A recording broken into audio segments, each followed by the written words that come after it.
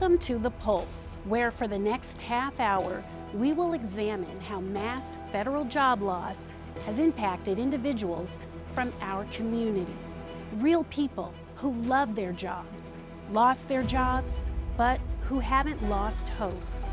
Fired, furloughed, and fed up with federal work, a special edition of The Pulse starts right now.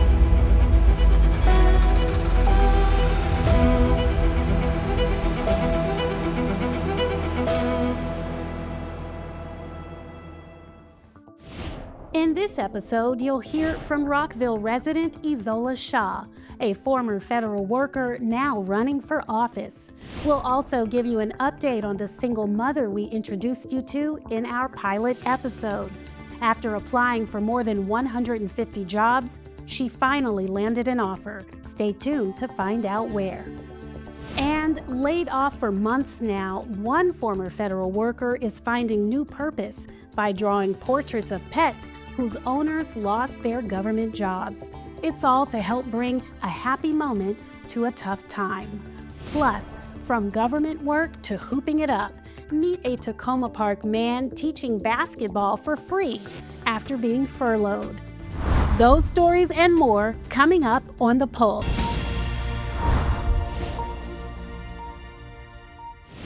Welcome to this special edition of The Pulse. So just outside Veterans Plaza, some of the biggest stars take shape.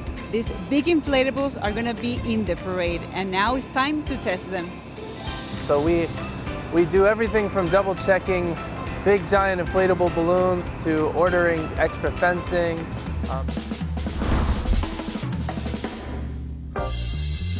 Behind every plate is a person. Someone who took a chance, who left home, who brought their culture to Montgomery County and transformed it into something tasty. However, these stories often go unheard, with the question rarely asked, what does it take to build something that lasts?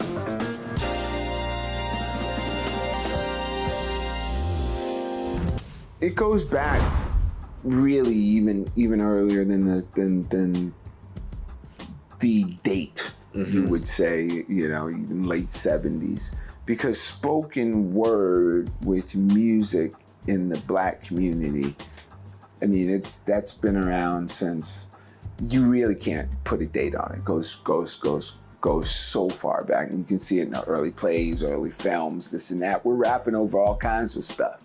Hip hop is a platform, is a musical platform just like any other musical platform. And so I think there's an opportunity for people of color to express their, discontent with being left out of and being marginalized in certain parts of society.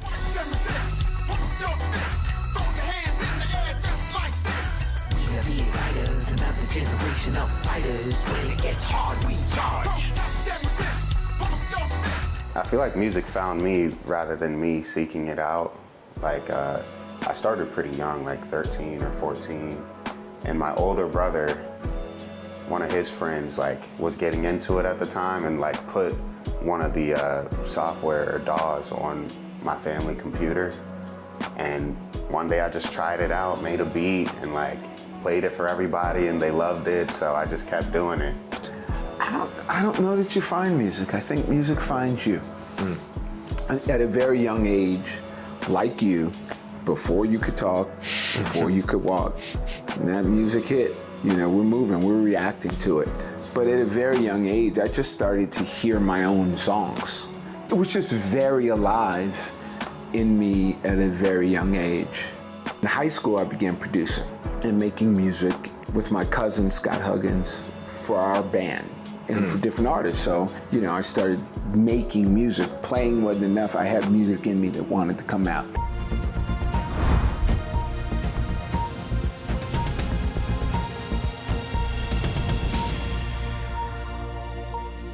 Welcome to The Pulse, the heartbeat of Montgomery County. I'm Marquette Shepherd. Wait a minute.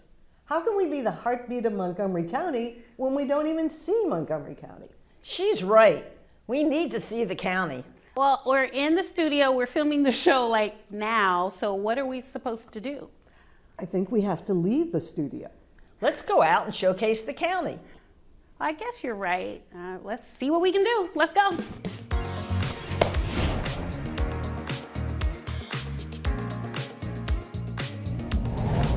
Welcome to The Pulse, the heartbeat of Montgomery County. I'm Marquette Shepard, coming to you from the vibrant Pike and Rose in North Bethesda, a community hub full of interesting people and local flavor. Let's get to our top stories. Coming up, budget uncertainty as federal funding slows down. What could this mean for county revenue? Plus, protests across Montgomery County after House Speaker Mike Johnson singles out the No Kings Coalition, claiming they caused the government shutdown. They called it the No Kings Rally. But the great irony, of course, that we pointed out over and over was if President Trump was a king, the government would be open. Find out how local organizers are responding to his remarks. And who is Carving Colin? A local man quits his lucrative job in mechanical engineering to become a chainsaw wood carver. And now he's anything but a starving artist. I quit to become an artist, and now it's become like the reliable job. Those stories and more right here on The Pulse.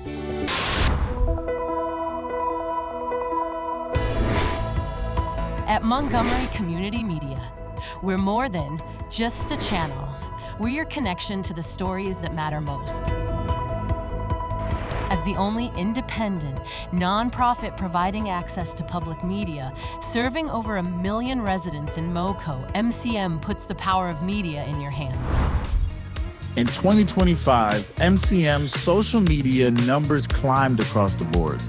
Facebook had 56,356 followers. A 0.7% growth. An impressive 7.3% engagement rate, up over 62.1%. Instagram had 7,516 followers, an 86% total follower growth, and there were 406,260 real views.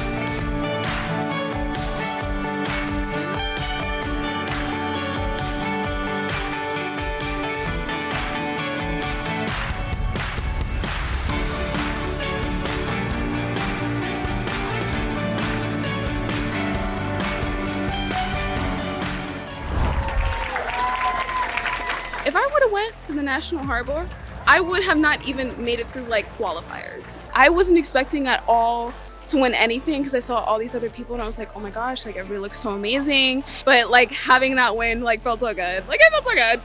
I feel like having more nerd outlets, having more opportunities for people to grow in their nerddom and grow in their cosplay, especially in the Montgomery County area, it's so special because you have DC conventions, you have Virginia conventions. So to have something right here in Maryland and to have it growing year after year, that's so special.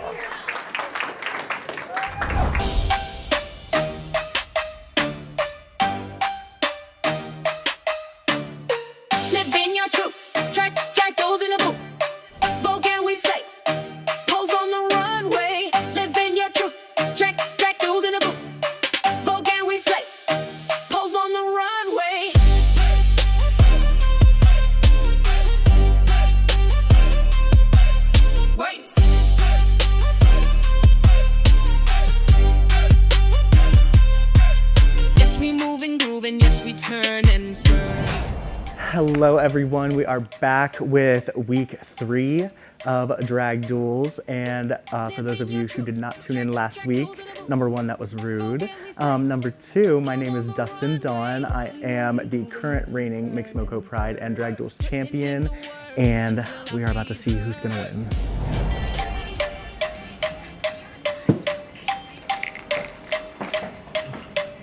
I don't like drama. When I see drama, I just try to hide because you know what? I am a good God girl. doesn't like ugly though. God does not like ugly, but somehow Chris Rose is still here. No, just Lineup is normally by whoever gets here first. Live in your truth. Track duels in a boot. Vogue and we slay. Pose on the runway. Yeah. Shady. Hi, how are you?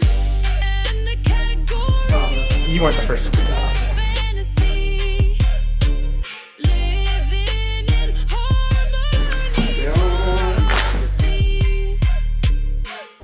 So I'm Val. It's just Val on everything. So I thought it was really cute when people would ask my name. I didn't have a last name, so I said Val.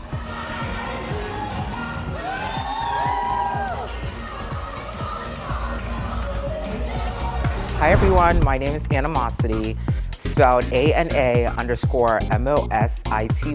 like Animosity, and I'm here to have a good time.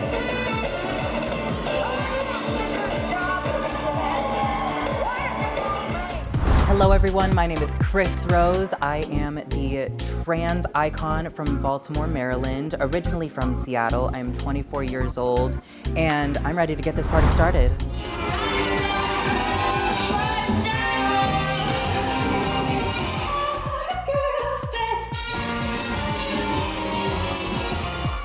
I'm the one, the only, the Donica, the ready to the Alexander. We touched on everything. The only thing we didn't touch on was that float when I eat it up. Yum, yum.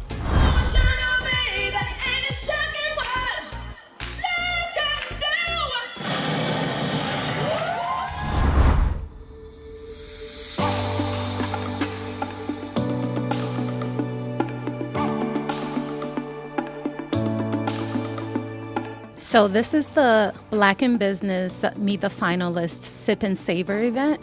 And what that means is it's an introduction of all the amazing finalists who've gone through the process of applying to be just best in class when you think about being a Black business owner, or really a business owner in general, and specifically within Montgomery County. The importance of the Black in Business Awards is there are a lot of businesses that are solopreneurs or smaller businesses that are successful, but we really need businesses that can grow and scale, provide new jobs and employment, and in return their wealth and the things that they earn in the community back to the community.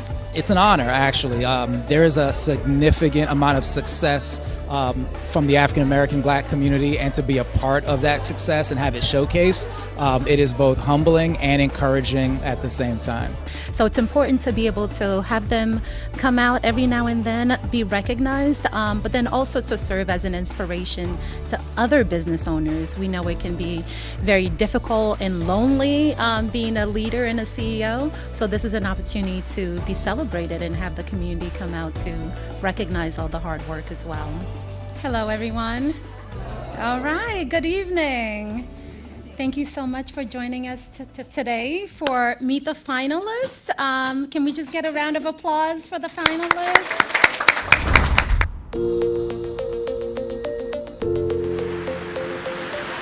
Montgomery County is dedicated to improving the health of our waterways and forests and protecting public and private infrastructure through the process of stream restoration.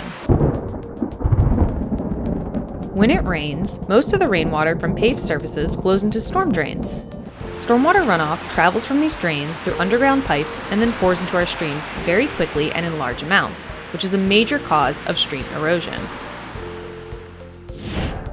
Erosion occurs when water washes away soil and plants along the stream banks and stream bottom. Excessive erosion harms our waterways, causing healthy trees to fall, exposing public infrastructure, like sewer pipes, and damaging private property, such as a backyard in danger of eroding away into a stream. Stream channel erosion has been so severe that it erodes back to the private property line. Government agency, they need to provide the reason, okay? It's not like they walk into a school and they perform a raid. It doesn't work that way. So if anyone from ICE decides to stop by school, the school will immediately call the central staff from the MCPS and have a lawyer come to the school. But honestly, my conversations that I have had with law enforcement, including ICE, that is not a practice that is happening or is going to happen in Montgomery County. At the end of the day, we're talking about human beings who live and work in this community, who are your neighbors. I have several neighbors on my street. I live in Wheaton who work for the government, and everybody is scared because once your lifestyle gets disrupted, all of a sudden you get scared. But at the same time, I want to remind folks that yes, we're dealing with this situation, but there's always light at the end of the tunnel. I'm speaking to my guest today on how nationality, race, and bias affect the immigrant experience.